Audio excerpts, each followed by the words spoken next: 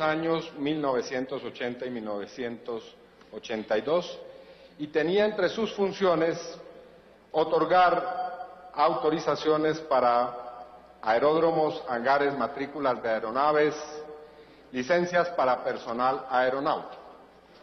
Como se sabe, hay múltiples denuncias acerca de que el entonces director de la aeronáutica habría concedido licencias a personas relacionadas con el narcotráfico y con clanes que estaban operando tanto en Antioquia como en otras partes del país.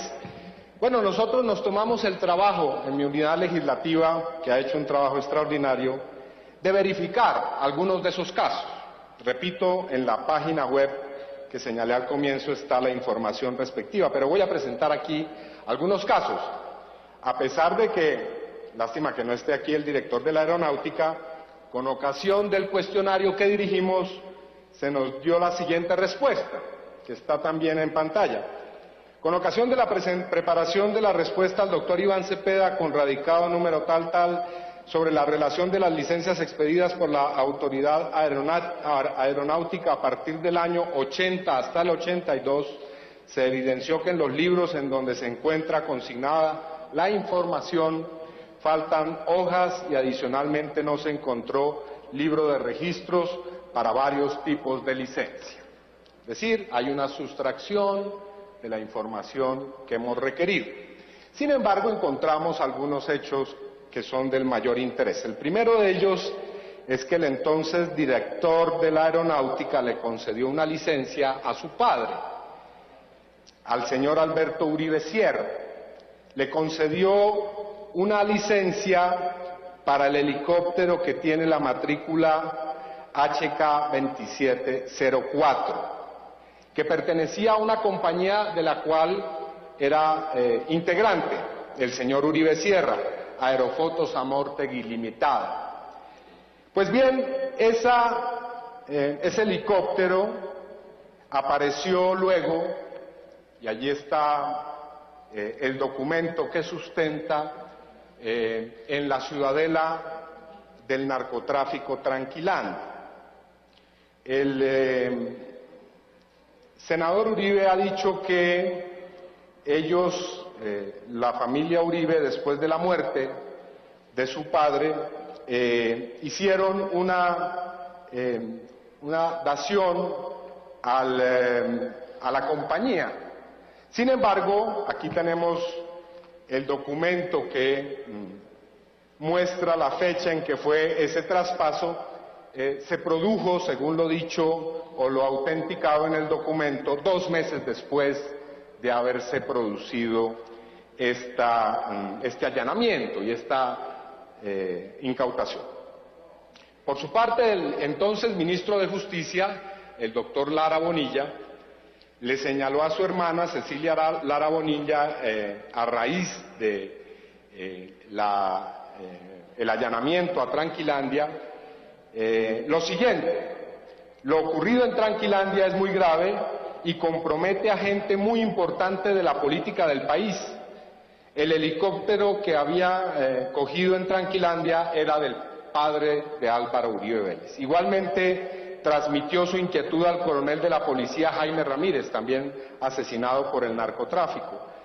Dice el coronel Ramírez que Lara Bonilla le manifestó que si a él le hacían un atentado, iban a ser los que eran propietarios de lo incautado en el Yarí, es decir, en Tranquilandia, y le pedí una mayor explicación, a lo cual el ministro me respondió: sí, los dueños del helicóptero y los aviones que ustedes alcanzaron a incautar en Tranquilandia.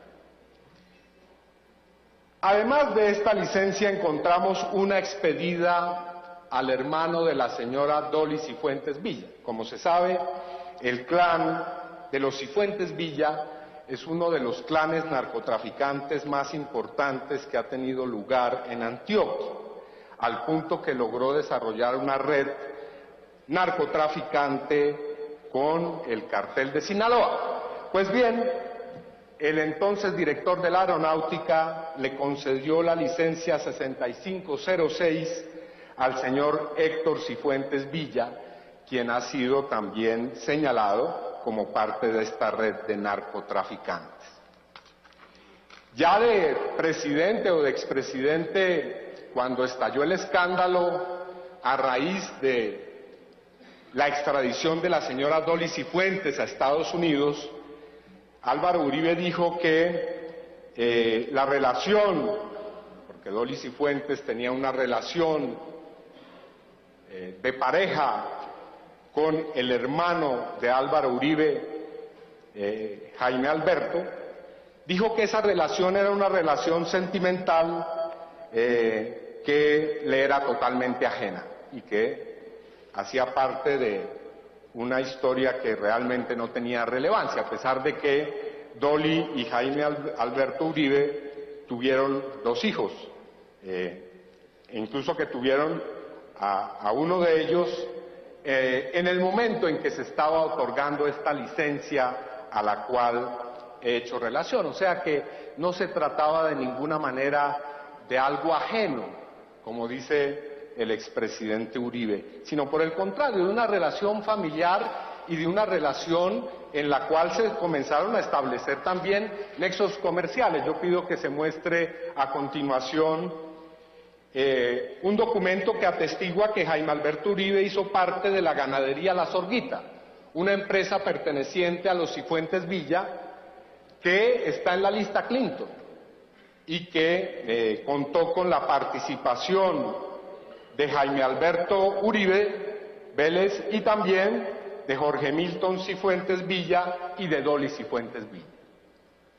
Pero hay más relaciones económicas entre los Cifuentes y los Uribe Vélez. Por ejemplo, encontramos este interesante dato. El señor Santiago Uribe, también hermano de Álvaro Uribe, compró con las hermanas Ochoa, del clan de los Ochoa, una propiedad en Jericó, Antioquia, en el año 1991. Y a esa propiedad se fueron sumando otros vecinos. Por ejemplo, allí también adquirió un terreno el señor Mario Uribe, primo de Álvaro Uribe, y también la empresa Ganadería La Zorguita, entre los compradores de ese predio, que puede ser visto ahí, está también Dolly Cifuentes. O sea que ninguna relación de carácter ajeno, distante, familiar, no, una relación completa. Se entrega licencias, al mismo tiempo se tienen relaciones familiares, pero al mismo tiempo se tienen relaciones económicas, se tienen relaciones a través también de recursos del Estado, porque además de todo, la empresa Bioforestal S.A., como muestra esta diapositiva, extinguida a los Cifuentes Villa porque también figuraba en la lista Clinton, fue beneficiada con ni más ni menos 1.054 millones de pesos con el programa de agroingreso seguro. O sea que el ingreso fue seguro para la familia de los Cifuentes. Narcotraficantes puros, no estamos hablando de cualquier clase de personas. Es imposible que no se supiera quiénes eran los miembros del clan de los Cifuentes Villa. Pero hay más. Entre quienes le otorgó una licencia a Álvaro Uribe en esas épocas de la aeronáutica está el señor Luis Carlos Molina Yepes.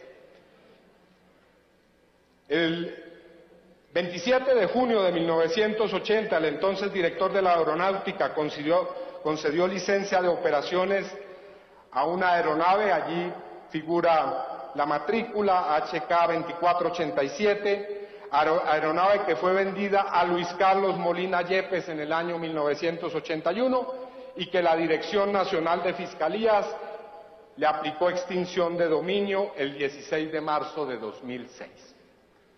Bueno, eso puede sonar todo como un hecho banal y trivial, pero ¿quién es el señor Luis Carlos Molina?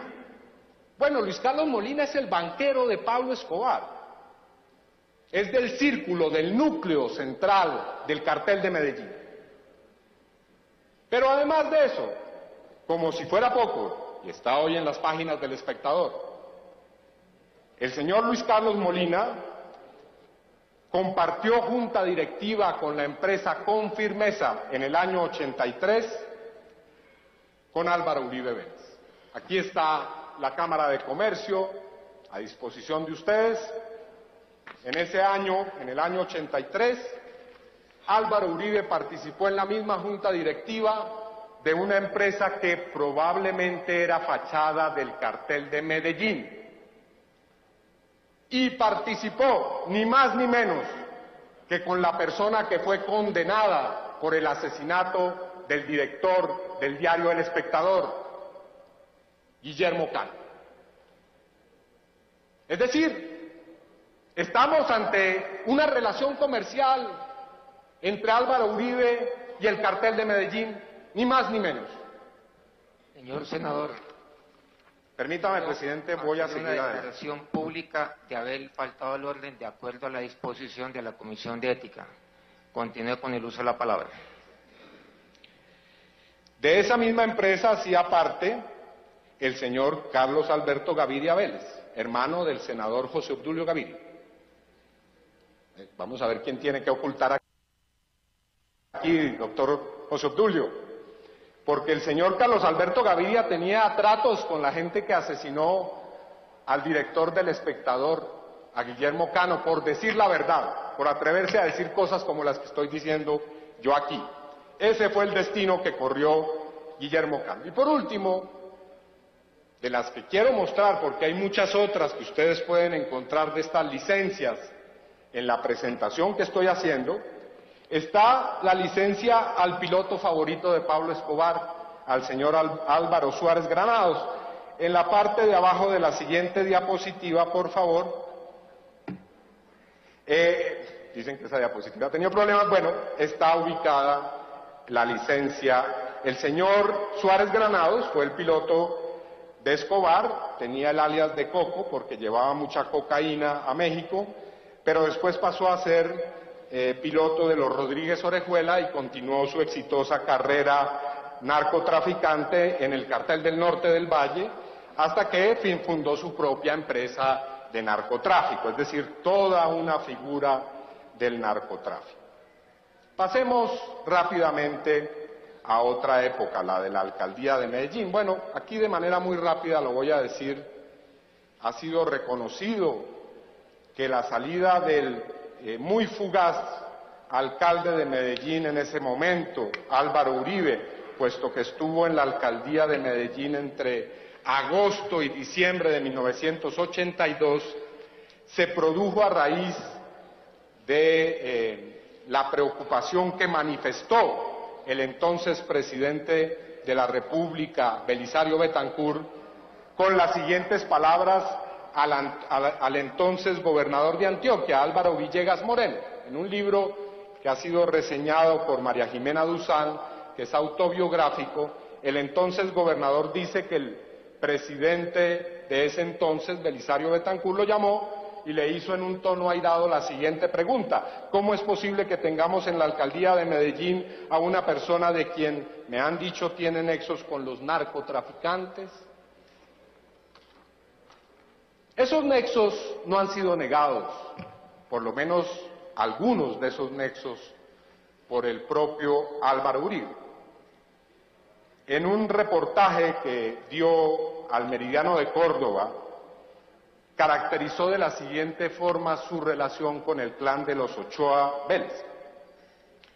Mi papá y don Fabio Ochoa eran amigos y rivales en ese medio, en el medio de la ganadería y de los caballos. Mis hermanos y yo participábamos en todas las ferias equinas compitiendo contra sus hijos en los años 60 y 70. Era un mundo sano, de fincas, caballos, tiple y aguardiente y poesía. Así, de esa manera sentimental, caracterizaba en el año 2002 el candidato de ese entonces a la presidencia, Álvaro Uribe. Pero, ya dijimos, no eran relaciones simplemente de tiple, de tertulia, no, eran relaciones comerciales. Eran relaciones comerciales. Acabamos de ver en una diapositiva anterior la compra de una tierra por parte de Santiago Uribe, quien también aparece en esa fotografía, que es ya muy conocida, con las hermanas Ochoa. Bueno, evidencia del escándalo que suscitó la salida de Álvaro Uribe de la alcaldía de Medellín también quedó registrada en la prensa. Por ejemplo, aquí tenemos un recorte del Colombiano del 3 de diciembre de 1982, en el que se dice que ha provocado un gran malestar en los círculos nacionales el hecho de que el alcalde participe en corridas taurinas, incluso en la calidad de torero, utilizando también para llegar a esas corridas el helicóptero de la alcaldía, y que en esas corridas de toros estén también como rejoneadores los señores Ochoa y también incluso el propio Pablo Escobar, como lo vamos a ver. Aquí tenemos una de esas corridas que suscitó el escándalo, la corrida de Niquía del 28 de noviembre de 1982, en la que estuvieron presentes Fabio Ochoa y Álvaro Uribe Vélez. Aquí tenemos otra, esta es especial. Esta fue una corrida de toros en la que estaba como rejoneador Alberto Uribe Sierra. En el año 1983 ya se había producido el escándalo, ya había salido de la alcaldía Álvaro Uribe, pero había entrado a la empresa con firmeza con el señor Molina. Pero aquí tenemos el cartel de una de esas corridas en las que aparece anunciado que como rejoneadores en esa tarde estarán presentes Alberto Uribe Sierra y Fabio Ochoa. Pero, digamos, aquí lo particular es que esa es una corrida de beneficencia para la Corporación Medellín Sin Tugurios. Y también es una corrida que está patrocinada por Bicicletas Osito, que es ni más ni menos que la empresa del hermano de Pablo Escobar, alias El Osito, que tuvo a bien participar en esa muy noble jornada para reunir dineros para Medellín Sin Tugurios. Ahí está el folleto, podríamos devolverle un momento, el folleto citando a la corrida. Allí se presentan a los rejoneadores, se habla de Medellín Sin Tugurios. Medellín Sin Tugurios, una iniciativa altruista, filantrópica, adelantada por Pablo Escobar, es decir, Pablo Escobar presente en esa jornada de tauromaquia. Estos hechos de alguna manera han sido también ratificados por otras fuentes. El señor Diego Fernando Murillo Bejarano, alias Don Berna, presentó una declaración en el contexto del proceso de los hermanos Moncada en 1992, dado que estos hermanos, como se sabe, fueron asesinados por Pablo Escobar, siendo sus socios en la catedral en el año 1992, de una manera macabra. Bueno, el señor alias Don Berna, el 8 de octubre de 1992, en una declaración rendida señaló que Álvaro Uribe Vélez, Bernardo Guerra Serna y otros políticos eran las fichas del cartel de Medellín frente a la institucionalidad. Otro capítulo de esta historia, el paso por el Senado de la República durante 2 periodos de Álvaro Uribe Vélez entre el año 1986 y 1994. Bueno, aquí hay un primer hecho interesante, y es la defensa del referendo contra la extradición en el primer periodo como senador. Yo recapitulo un poco lo que ocurrió. En 1989 el presidente Virgilio Barco presentó una reforma constitucional y, cosa que no es de extrañar en el Congreso, en el trámite legislativo comenzaron a colgársele una serie de micos, entre ellos uno que causó un verdadero impacto, el llamado narcomico.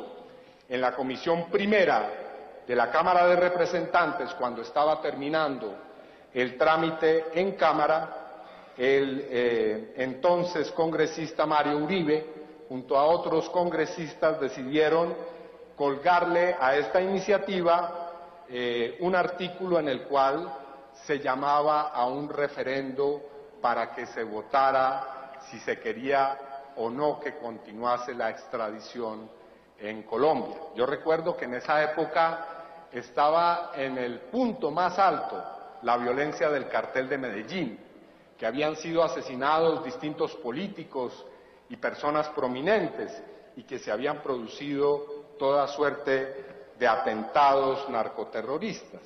Bueno, pues Mario Uribe decidió poner el narcomico a circular en la Comisión Primera, cosa que apareció en la prensa como prácticamente una emboscada al Congreso, como la toma del Congreso por parte del cartel de Medellín.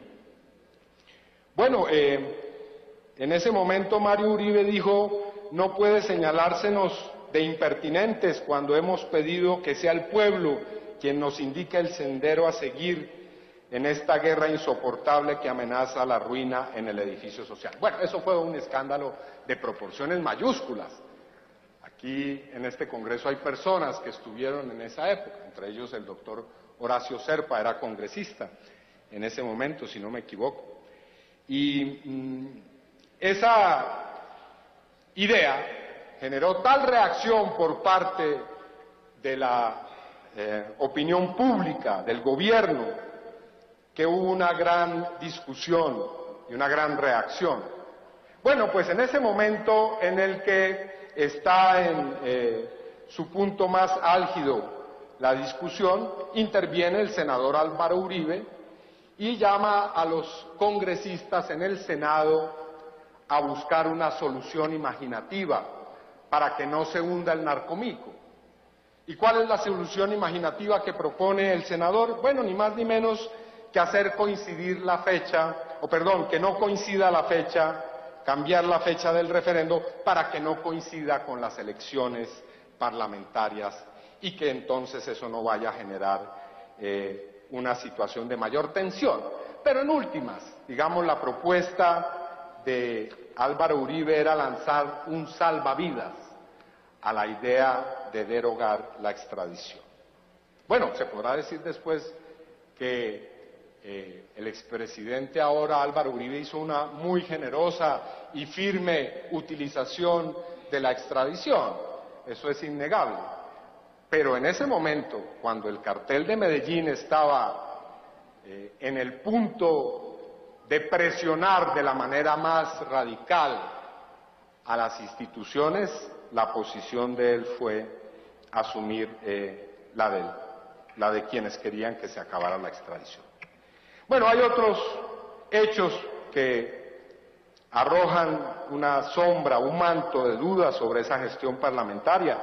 En el año 97 apareció y quedó registrado así por semana un testigo, Carlos Fernando García, ciudadano español, quien en una de sus declaraciones señaló que también había prestado él sus servicios al cartel de Medellín para sobornar a congresistas quienes debían votar en 1989 el referendo contra la extradición. Igualmente, con relación al paso de Álvaro Uribe por el Congreso, existe una denuncia que está plasmada en un documento que ha sido desclasificado del FBI, en el que el FBI afirma que ha recibido información confirmada por distintas fuentes, contactos y enlaces, medios técnicos y operativos de seguridad pública y de Estados Unidos, en los que se afirma que varios políticos de Antioquia, del Partido Liberal, hicieron sus campañas asistidas financieramente por Pablo Escobar. Una revisión de los resultados de esas elecciones permite establecer que entre los senadores elegidos en ese entonces estuvo Álvaro Uribe y Bernardo Guerra Serna, que habían sido señalados en otras declaraciones. Paso ahora a revisar algunas de las denuncias que se han formulado con relación al paso de Álvaro Uribe por la gobernación de Antioquia entre los años 1995 y 1997. Hay múltiples denuncias y voy a tener que hacer una labor muy rápida de síntesis. Una primera tiene que ver con el hecho de que en el paso por la gobernación, Uribe tuvo contacto directo con personas que se encontraban en el paramilitarismo. Ya se había producido la guerra contra Escobar, había surgido el grupo de los Pepes, se había producido esa escisión, una parte de los narcotraficantes del cartel de Medellín había pasado a engrosar las filas y a liderar el proceso de los paramilitares. Bueno, aquí hay una primera discusión, ¿cómo se conocieron Uribe y Salvatore Mancuso? Esta es una relación reconocida por el propio Uribe, dice él: el único paramilitar que he conocido es Salvatore Mancuso, por mi vinculación desde niño a Córdoba. Lo vi 2 veces antes de que fuera paramilitar, no desarrollé ninguna amistad con él, fueron encuentros pasajeros por razones del sector agropecuario. Esta es una entrevista del año 2006. Pero bueno, aquí tenemos también la versión de Salvatore Mancuso. Quisiera que observáramos a continuación este audio de una de las declaraciones de septiembre de 2006, rendida por Mancuso en Justicia y Paz.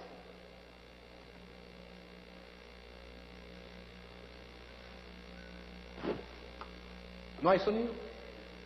¿Por qué no hay sonido? Bueno, tenemos que no hay sonido.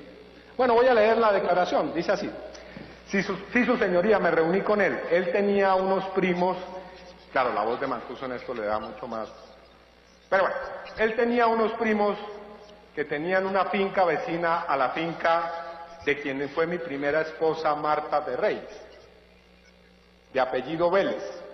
A través de ellos, o unos familiares de ellos, conocí al presidente Uribe. Era dueño de un caballo que corría carreras de caballos. Estoy citando textualmente. Yo era aficionado a esas carreras de caballos de callejones. Hicimos unas carreras de caballos donde asistió muchísima gente en Córdoba, en Verástegui, en la pista del aeropuerto viejo, que era en Montería. Bueno, decía que él tenía parte en un caballo y corrió con una yegua que yo tenía que se llamaba La Gringa. Y en la reunión previa a la carrera, que era en una finquita al frente, que no recuerdo cómo se llamaba. Ahí estuve reunido en ese momento con el entonces, no sé si era candidato o gobernador, y fui también a la finca del señor gobernador para esa época. Quien me llevó allá, ya siendo miembro de las autodefensas, este es un segundo encuentro después de la carrera hípica, en el Uberri. Dice que en ese encuentro estuvo presente el coronel de la Policía de Córdoba, Raúl Suárez. El encuentro se desarrolló de esta manera. El coronel Suárez lo presentó y entonces le dijo a Uribe: este es Salvatore Mancuso, este es el muchacho que nos ayuda con el tema de seguridad en el departamento de Córdoba, en el tema de la lucha contra la guerrilla. Y la respuesta del gobernador Uribe fue: hola Salvatore, ¿cómo estás? Ya nos conocíamos, me alegro que estés cumpliendo con estas funciones, cuidando y apoyando. Hay otras versiones paramilitares sobre eventuales nexos de Uribe, gobernador, con los paramilitares o de sus familiares. Está la de Raúl Hasbún, presentada también en el contexto de Justicia y Paz, en el que dice Hasbún, Pedro Bonito, alias Pedro Bonito: era imposible que Álvaro Uribe en su época de gobernador desconociera los nexos de importantes sectores políticos y económicos en Antioquia con el paramilitarismo. También la versión de alias Don Berna y otras más. Pero aquí hay un detalle importante. Gustavo Petro, en su momento de congresista, presentó en uno de sus debates, el debate que hizo sobre Antioquia, este texto de Viper, que fue encontrado en un sitio que se llama el Parqueadero de Padilla, que era el centro contable de los paramilitares en el centro de Medellín. Bueno, allí se encontraron cables de Viper y uno de esos cables se lo dirigió el jefe de la contabilidad de los paramilitares, Jacinto Soto Toro, alias Lucas, a otro paramilitar, Luis Alberto Villegas, con el siguiente texto: te recuerdo llamar al gobernador, presentarme y que yo lo visito esta tarde. Bueno, ahí está el Viper, pero después tenemos la declaración, siguiente diapositiva, ¿no? En la que el señor Eber Velosa, alias HH, una declaración de Justicia y Paz de julio del 2012, asevera que el gobernador se comunicaba a través de Viper para concertar reuniones con gente como alias Lucas, el jefe de contabilidad de los paramilitares. Las denuncias sobre las asociaciones de seguridad Convivir también son numerosas. Yo voy a evitar hacer una recapitulación de todas esas denuncias. Pero lo que sí voy a hacer es señalar qué es lo que ha establecido la justicia, porque estos ya no son asuntos que sean simplemente de discusión, de controversia. Hay sentencias ya de la justicia que señalan lo siguiente. Por ejemplo, la sentencia proferida contra Freddy Rendón Herrera por la Sala de Justicia y Paz del Tribunal Superior de Bogotá en diciembre de 2011. Ahí dice que las Convivir fueron o cumplieron una función política y militar para congregar y concentrar alianzas entre ejércitos privados y la clase política y la fuerza pública. En otra sentencia en la que se establece una declaración de Raúl Hasbún y de otros paramilitares, dicen que las Convivir cumplieron una función financiera a través de aportes de empresarios, terratenientes, ganaderos, para fortalecer al paramilitarismo. Y hay otra sentencia, la del caso de Eber Velosa de octubre de 2013, donde se dice que las Convivir fueron una forma de aprovisionar a los paramilitares de radios, uniformes, alimentos, provisión de armas, etc. Mancuso, en una declaración que hizo el 15 de mayo de 2007, señaló que las Convivir, desde su inicio, estaban previstas para ser los vehículos de fortalecimiento de los paramilitares. Otro tanto dice el señor Eber Velosa en otra declaración hecha en 2011, en la cual se señala que por una parte las Convivir eran empresas fachadas del paramilitarismo y que el mapa entre Convivir y paramilitares y grupos paramilitares coincide. Bueno, aquí hay un caso que precisamente muestra eso. El expresidente y entonces gobernador Álvaro Uribe le entregó, entre las muchas personerías jurídicas que dio a los paramilitares, esta sobre la cual quiero llamar la atención, la de la Convivir llamada de Yaván. Esta Convivir tenía entre sus miembros directivos al señor Rodríguez Pérez Alzate, alias Julián Bolívar. ¿Y por qué destaco este entre muchos casos? Bueno, porque existen testimonios que señalan que el señor Julián Bolívar fue miembro del grupo paramilitar Los 12 Apóstoles, que funcionó en la hacienda La Carolina, de propiedad de su hermano Santiago Uribe. Bueno, pero digamos, escuchemos las cosas que decía Álvaro Uribe en su momento. Uribe decía, defendiendo las Convivir, no se trata de grupos de bandoleros armados, son grupos de gente de bien. ¿Qué mal le hace a cualquier región que la ciudadanía se una, que compre unos radiecitos, que se comuniquen entre ellos con el ejército y la policía, que denuncien con responsabilidad cualquier anomalía? No, la intención no era dotar de radiecitos a las Convivir, como lo vamos a ver. Yo quisiera que pongan, por favor, una publicidad promocional de las Convivir en Antioquia. Gracias al apoyo del gobierno departamental, Antioquia es la región que tiene el mayor asentamiento de Convivires con calidad en el país. Hoy son más de 70 asociaciones con 15.000 personas vinculadas. Para este año existe la esperanza de tener a 60.000 hombres asociados apostándole a la paz. Las Convivir facilitan la integración de la ciudadanía con la fuerza pública, con la fiscalía. Bueno, la aseveración era que las Convivir estaban hechas para entregarle información a la fiscalía, pero resulta que no hay ninguna denuncia de las Convivir a la fiscalía.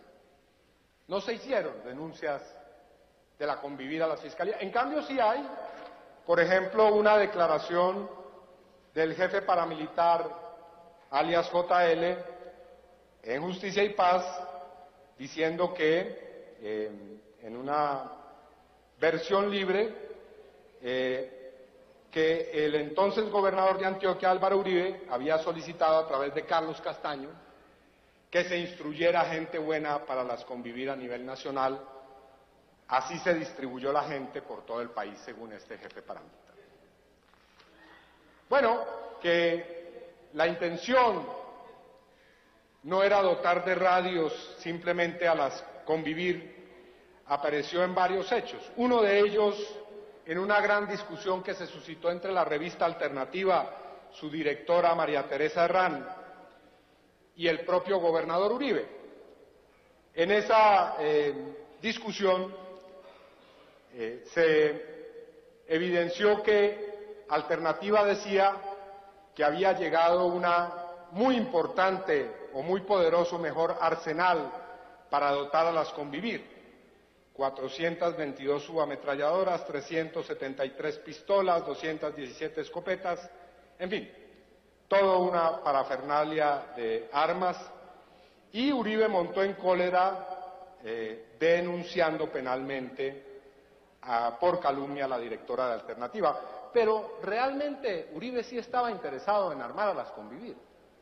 En un cable de Wikileaks, en una discusión con el presidente Ernesto Samper, el cable traduce que... Señor senador, nuevamente quiero formularle una declaración pública a él faltado al orden, en el sentido de no regirse por las disposiciones que estableció la Comisión de Ética. Continúe, señor senador. Gracias, señor presidente. Yo ya expresé mi posición frente a esa decisión y estoy procediendo de acuerdo a la Constitución y a la ley. Decía,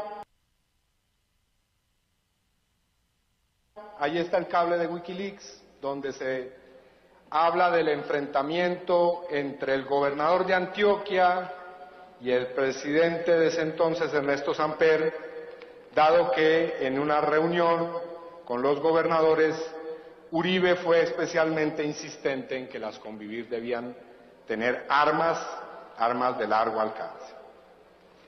Igual hay otros hechos, por ejemplo, en Urabá se montó en Urabá hubo muchas masacres, entre ellas varias fueron denunciadas por la Unión Patriótica, y la respuesta del entonces gobernador es que la mejor táctica contra los paramilitares era crear asociaciones convivir. Es decir, que la idea era crear más convivir para desalojar a los paramilitares, cosa que nunca ocurrió realmente. Era tal la presencia del paramilitarismo y de las convivir en Antioquia que hasta el propio senador Valencia Cosio, en un debate que se hizo en estos recintos, llamó al orden al gobernador e hizo un debate en septiembre de 1995, señalando que lo que se había logrado a través de las convivir era un crecimiento exponencial de las estructuras paramilitares. Y para mostrar la actitud complaciente, por lo menos complaciente, de la gobernación de Antioquia, el entonces senador Valencia Cosio citó al secretario de gobierno de Álvaro Uribe, Pedro Juan Moreno, quien dijo que hay una clara orientación del gobierno departamental para que se entreguen armas a los ciudadanos. A la gente hay que armarla, dijo Pedro Juan Moreno, la solución es a sangre y fuego, y las cooperativas convivir pueden ser un instrumento útil en ese sentido. Más claro no canta el gallo, dijo en ese entonces Valencia Cosio. Que esa presencia de convivir y paramilitares tenían un efecto en Antioquia evidente, lo muestran las propias estadísticas de la Comisión del Centro Nacional de Memoria Histórica.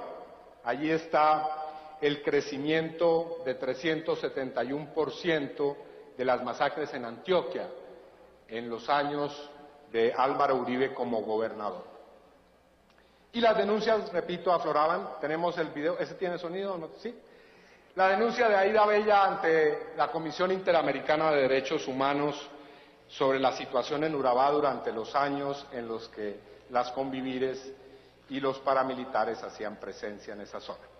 Yo le escribí al gobernador diciéndole, señor gobernador, hay una cantidad de problemas, nos matan la gente en Urabá, estamos completamente desesperados, no sabemos a quién acudir, etcétera, etcétera. Y le decía, entre otras cosas, lo que la gente nos había dicho, que en la finca, en alguna de las fincas de su secretario de gobierno, el señor Pedro Juan Moreno, en esa finca se entrenaban grupos paramilitares.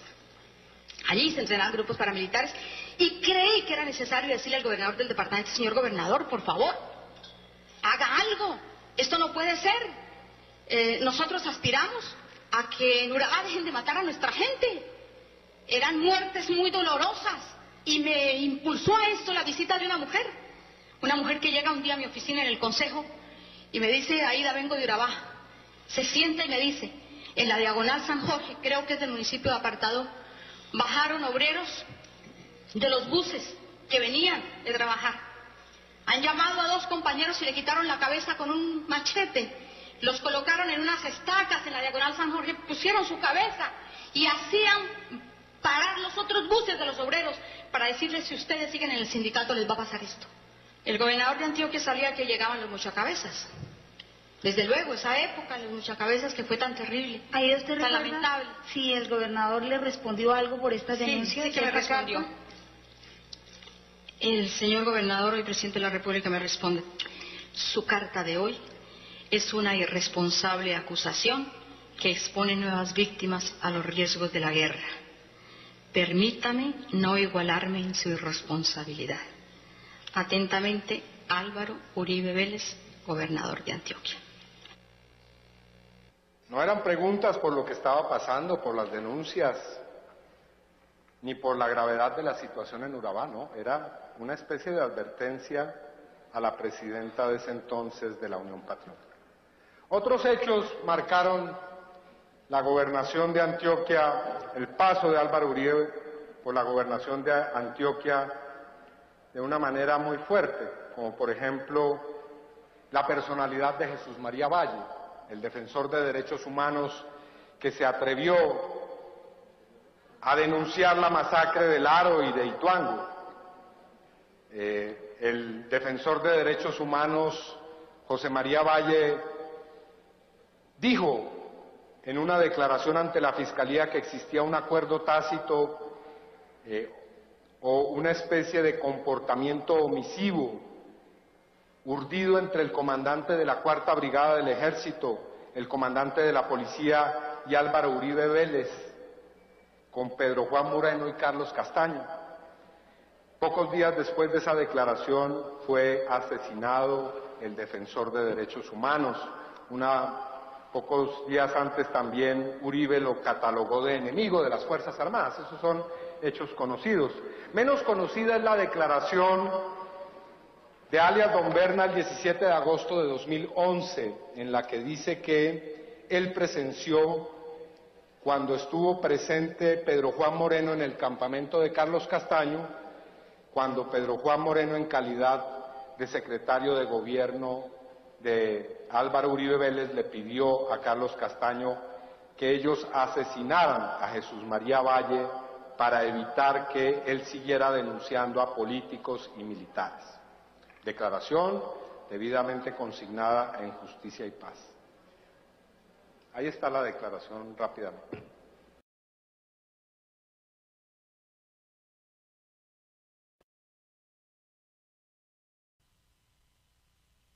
Juan Moreno va a un sitio que llama 53, que es una finca a la entrada de un corregimiento que llama el...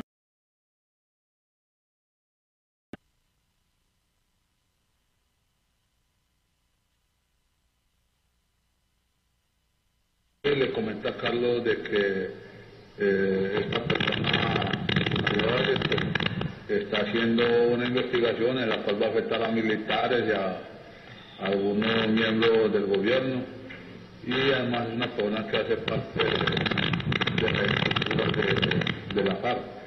Y Carlos dice que no hay problema, que él resuelve esa situación. No es muy buena la calidad del sonido, pero está claro el contenido de la declaración. Bueno, llegamos al momento de los dos periodos presidenciales de Álvaro Uribe Vélez. Voy a hacer un muy rápido recuento y después, para terminar, presidente, para no alargarme, como lo anunciaré, un breve análisis sobre estas declaraciones y todos estos documentos. Sí, señor senador, lleva 1 hora en el uso de la palabra. Sí, yo Continúe. no voy a utilizar más de 20 minutos para terminar. Lo primero, la primera campaña para la elección presidencial. Bueno, el primer hecho es que, cabe decirlo, quien lanzó en Medellín la campaña a la presidencia de Álvaro Uribe Vélez, entre otros, fue el patriarca Fabio Ochoa, el jefe del clan de los Ochoa, en una manifestación pública que quedó debidamente reseñada en los medios de comunicación. Yo pediría que se ponga la diapositiva donde está Anita. Sí, gracias. La incertidumbre de Álvaro Uribe describe perfectamente ahí cómo transcurrieron los hechos del lanzamiento de la campaña en la que estaba presente, presidiendo esta manifestación y este acto público, el caballista Fabio Ochoa. Existen numerosas versiones del apoyo que dieron los paramilitares a la primera campaña electoral. De ellas quiero mostrar una que considero fundamental, que es la del señor Mancuso en una declaración de septiembre de 2012 en Justicia y Paz.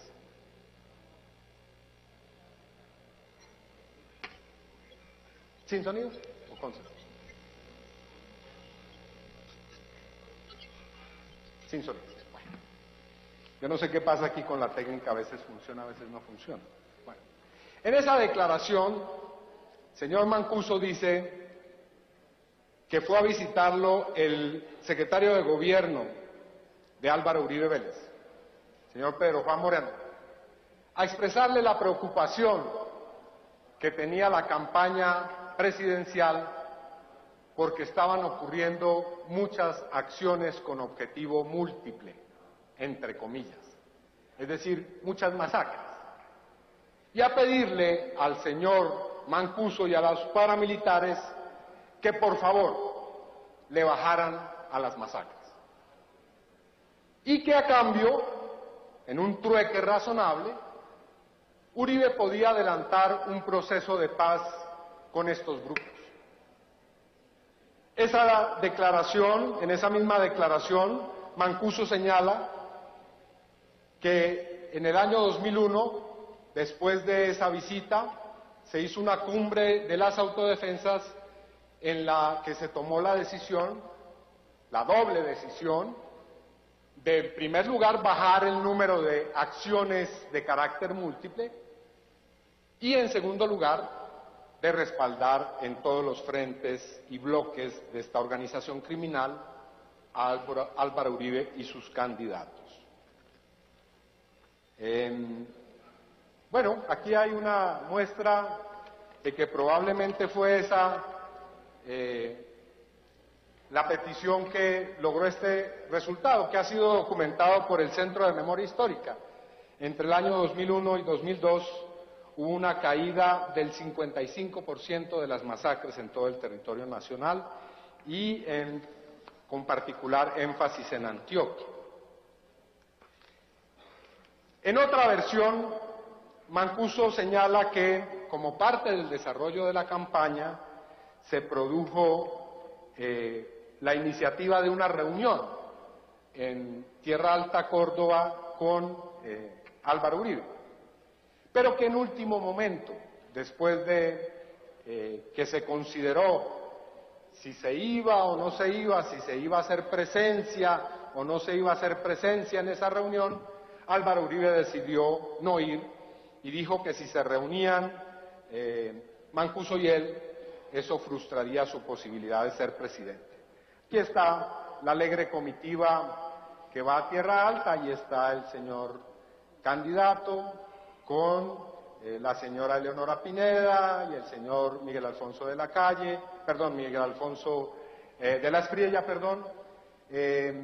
quienes han sido condenados por sus vínculos con el paramilitarismo. Pero bueno, de esa visita a Tierra Alta quedó otra huella, y es que el candidato Juan Camilo Restrepo hizo también el intento de ir a Córdoba y de ir a Tierra Alta por la misma época, pero dijo que los paramilitares le habían impedido llegar a Tierra Alta.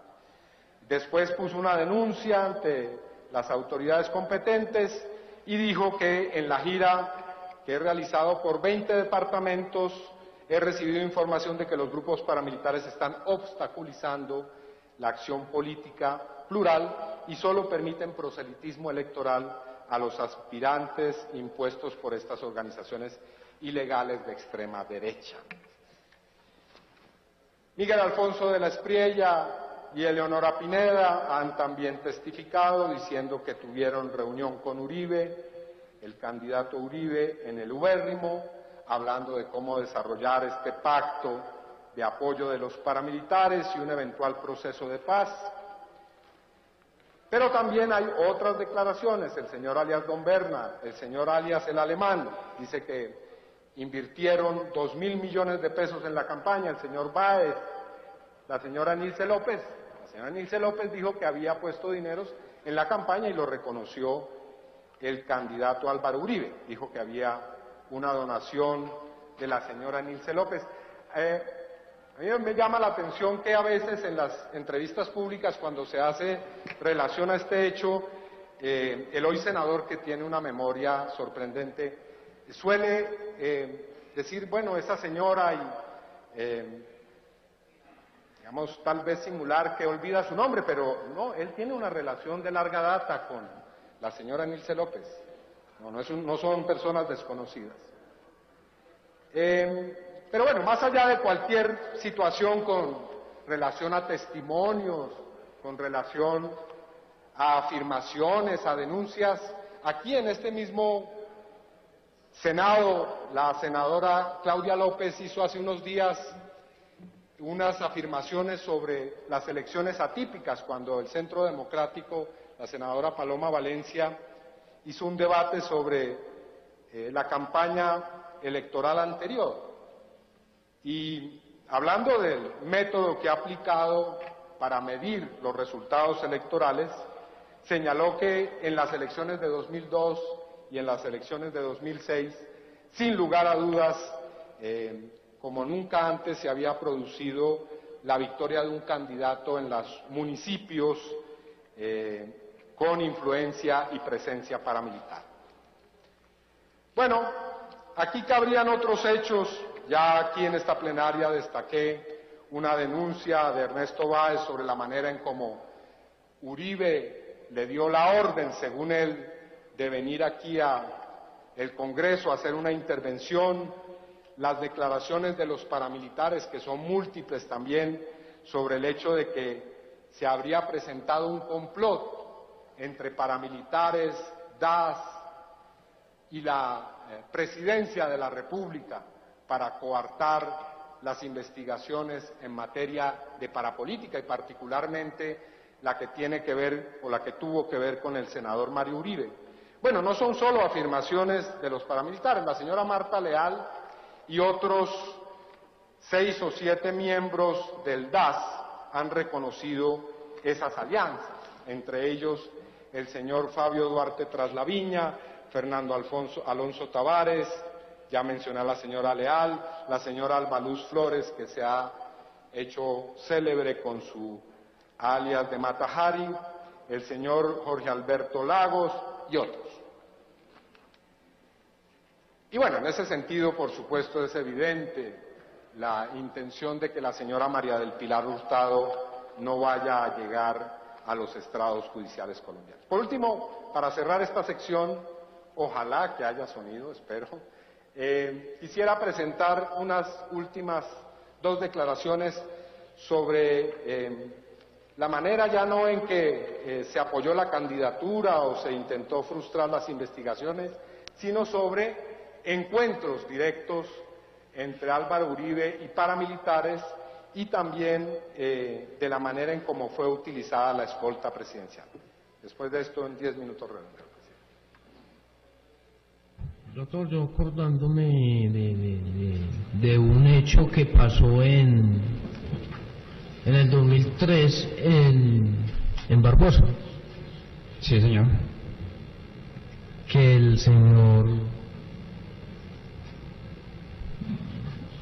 comandante Oblesero le da la orden a Guillermo para recibir el señor Álvaro Uribe Vélez, para nosotros subir a escoltarlo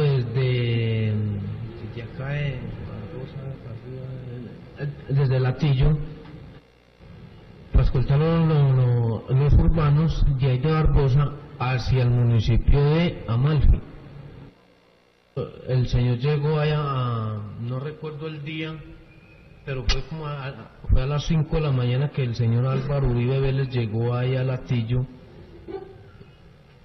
que un escolta habló con Guillermo, que era el comandante de nosotros, que nosotros damos la seguridad de él para llevarlo hasta Amalfi, donde estaba el señor Carlos Castaño, el señor Rodrigo Oblesero y Móvil 8, que era el comandante de allá de Amalfi. Sí. Y entonces ya nosotros lo llevamos hasta la casa de Móvil 8, hasta Amalfi, que queda la casa del señor Móvil 8, quedaba ahí en todo el centro de Amalfi. Fue una casa pues elegante. Y nosotros lo arrimamos por allá 25 o 30 metros,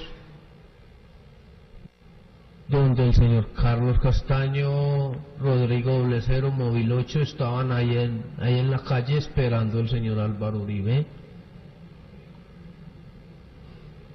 Yo vi cuando se dieron la mano, se abrazaron y no sé más de ahí qué pasó, porque de ahí, pues como es por despiste a los civiles, la policía se nos vino y ya nosotros arrancamos otra vez para los lados de Barbosa. Sí, podríamos ver el siguiente.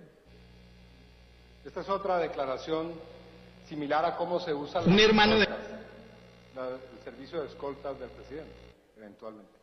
Él, que era el comandante de la avanzada de la seguridad de Uribe, hermano de Juan Carlos Rodríguez, se llamaba Camilo Rodríguez, o lo conocí como Camilo, hermano de... ¿Y era de la avanzada de quién? Del presidente Álvaro Uribe. Para mediados de septiembre, agosto, finales de agosto, septiembre, Uribe va a ir al departamento. Llega él, me contacta y me dice que le demos toda la información de la guerrilla que tengamos, toda la información que más tengamos, o sino que activemos un plan de inteligencia rápido para saber, para darle ese informe y tener ellos la seguridad de él. Alias Macaco movía a su gente por el país con el grupo de avanzada de seguridad del presidente Álvaro Uribe, según el testimonio que el narcotraficante dio a la Fiscalía en la investigación al jefe de seguridad del entonces presidente Álvaro Uribe. Gregorio Pérez. Silvia, el también paramilitar, dijo que el general Flavio Buitrago tenía una asignación mensual de 15 millones de pesos desde que dirigía la policía de Antioquia. Los paramilitares del bloque Central Bolívar se movían por todo el país, aprovechando la acreditación del entonces coronel Flavio Buitrago Delgadillo como jefe de seguridad del presidente Álvaro Uribe Vélez. Así lo da a entender la Fiscalía en los testimonios de Carlos Mario Jiménez alias Macaco, extraditado jefe del bloque central, que transcribe la resolución de acusación del pasado 22 de agosto en contra del oficial retirado. Entre nosotros le decíamos la avanzada de presidencia y podía ellos viajar por el país sin reportarle a nadie. Y allí es donde ellos colaboraban con la organización de las autodefensas en nuestros movimientos de gente, con quien el contacto era por medio de Héctor Reilson Duque Ceballos, alias Monoteto. alias Macaco, declaró en diciembre pasado que la relación del general Flavio Buitrago con los paramilitares se inició en 1996, cuando era comandante de la policía de Antioquia y Álvaro Uribe era gobernador. Desde la época de 1996 que pago yo estas nóminas y el coronel Buitrago nos colaboraba en todo lo que necesitábamos. Por ejemplo, informaciones, seguimientos, interceptaciones, retenciones. Esa era la forma a la que ellos o a la policía en el momento se le pagaba el servicio. Preguntado por la Fiscalía si aún siendo jefe de seguridad del presidente Uribe, el coronel Buitrago conservó la relación con el bloque central Bolívar, Macaco aseguró que su encargado de la nómina le seguía pagando. Héctor Edilson Monoteto lo tenía al coronel Buitrago en la nómina del bloque central Bolívar, estando él en Bogotá. El general Flavio Buitrago fue acusado por la Fiscalía de los delitos de enriquecimiento ilícito de particulares y lavado de activos. Muy bien. La escolta presidencial sirviendo de avanzada para los paramilitares sirviendo de parte de la escolta presidencial, los paramilitares entregando información a la escolta presidencial. Bueno, todo eso suena realmente escandaloso, pero digamos aquí hay un hecho que tal vez no deba pasar inadvertido, y es que los dos jefes de seguridad del presidente están hoy, uno en Estados Unidos condenado por ser parte de la nómina de paramilitares y narcotraficantes, el señor Mauricio Santoyo, y el otro, el señor Flavio Buitrago, llamado a juicio también por relaciones con narcotraficantes. Bueno, voy a finalizar, presidente. Puesto esto en términos de cifras, que aquí no se trata simplemente de un testimonio, de un documento, de una aseveración. Tenemos que contra el hoy senador Álvaro Uribe hay 84 acusaciones ante la Comisión de Investigación y Acusación de la Cámara, que duermen el sueño de los justos. Existen 7 investigaciones preliminares en la Fiscalía General, lamento que no esté aquí el señor fiscal. Existe al menos una investigación preliminar ante la Corte Suprema de Justicia. Existe una querella en su contra ante el Juzgado de Instrucción número 46 de Madrid, España, por delito de descubrimiento y revelación de secretos de ciudadanos colombianos refugiados en España, periodistas españoles y asociaciones de derechos humanos de ese país. Existen 24, por lo menos hasta ahora, 24 paramilitares que han hecho distinta clase de afirmaciones que comprometerían a Álvaro Uribe en distintos momentos de su carrera política. Esos testimonios y esos testigos, su lista está en la versión del debate que está en el sitio web que he indicado.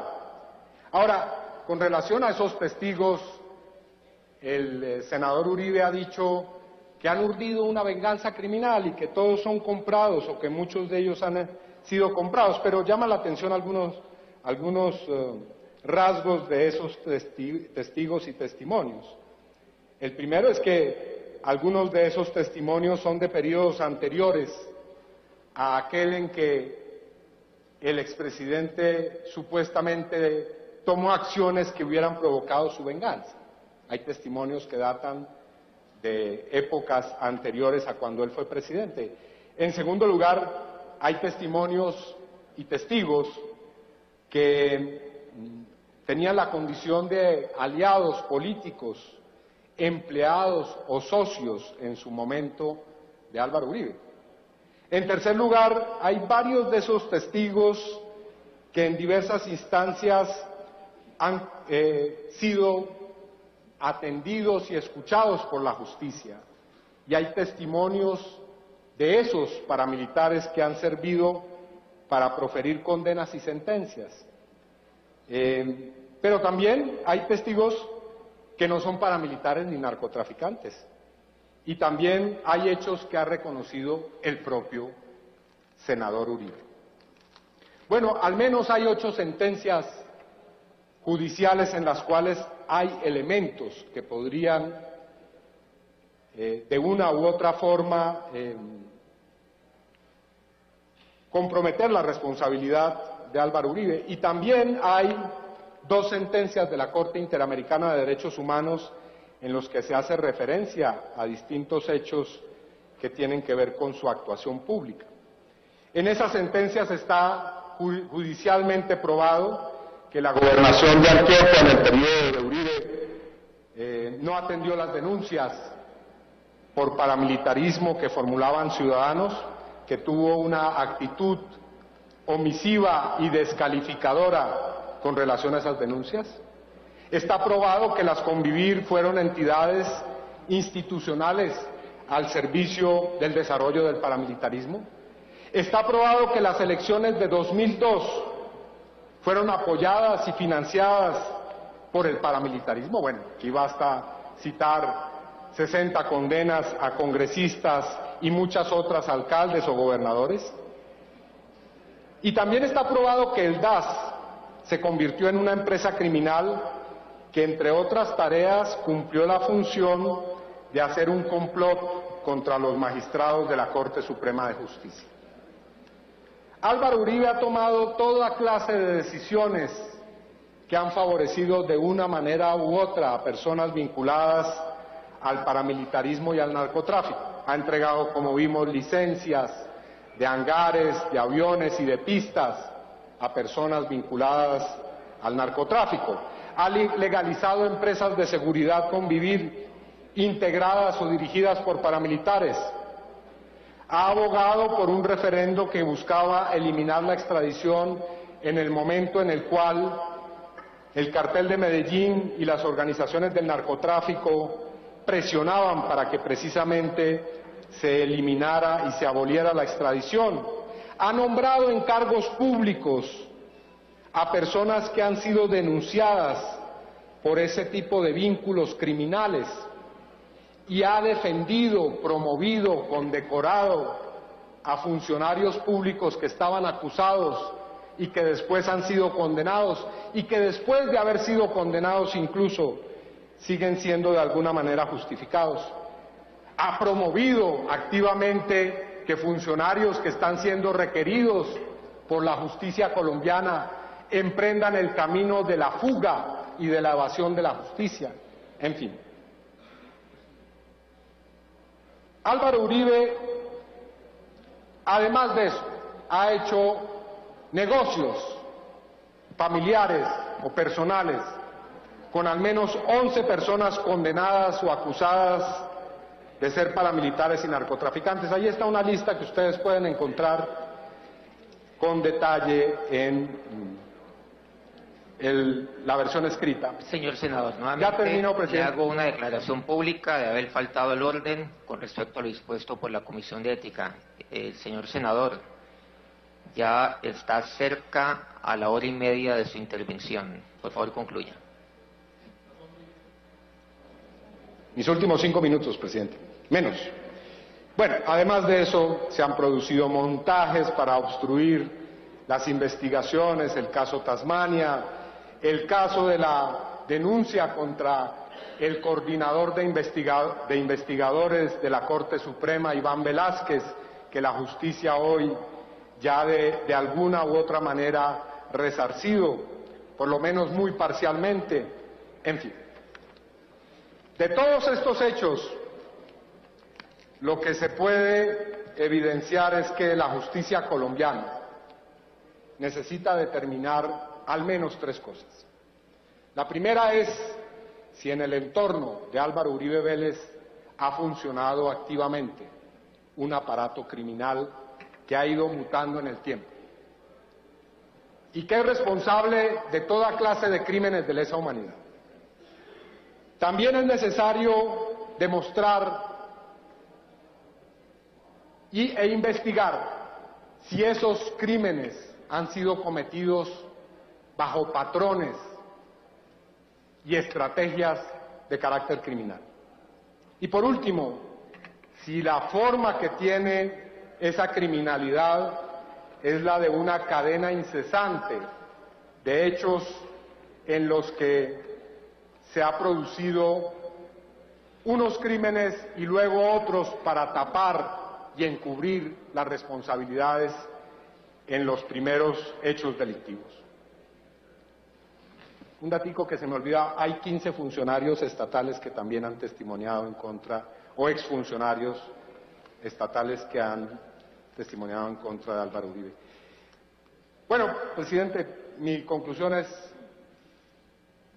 doble. Primera, yo exhorto a los responsables, a los operadores judiciales, a que actúen en esta materia. Y anuncio que voy a presentar este material del que he hablado y mucho otro que no he presentado por cuestiones de tiempo. Inmediatamente termine este debate a la Corte Suprema de Justicia, a la Comisión de Investigación y Acusación, también lo haré a la Fiscalía General de la Nación, porque no es solamente el senador Uribe y su bancada quienes pueden denunciar, nosotros también podemos hacerlo, y lo voy a hacer efectivamente. Quiero hacer una invocación al país a que en este momento en el que estamos ante una disyuntiva de carácter histórico, en la que puede triunfar la violencia, la continuidad de la guerra, el odio, o que puede prevalecer una salida y una solución que nos conduzca a la paz, que nos conduzca a un estado de justicia social y de democracia. Piense muy bien sobre estas palabras que he pronunciado hoy en este estrado y que también piense en las millones de víctimas que ha dejado la parapolítica, el paramilitarismo y el narcotráfico. Muchas gracias.